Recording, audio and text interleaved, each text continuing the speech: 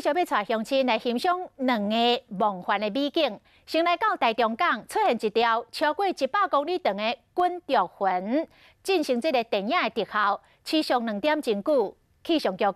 伫这个季节交替的时阵，尚会出现这款的美景。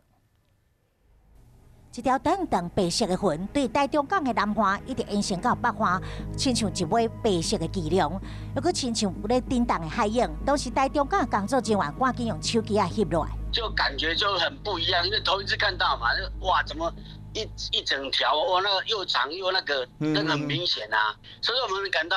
很惊奇，所以说我们就特地跑到那个29号、30号码头区那边拍照啊。 云层的形体非常完整，长度超过100公里，亲像电影特效同款。气象局表示讲，这就是所讲的滚石云，特别容易出现伫个季节交替的时阵。去年会当讲是同一天同款的现象，台中港嘛出现长度超过100公里。那个海面它有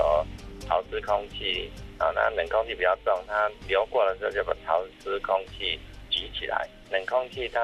范围比较大，所以看起来好像是很长的一条直线。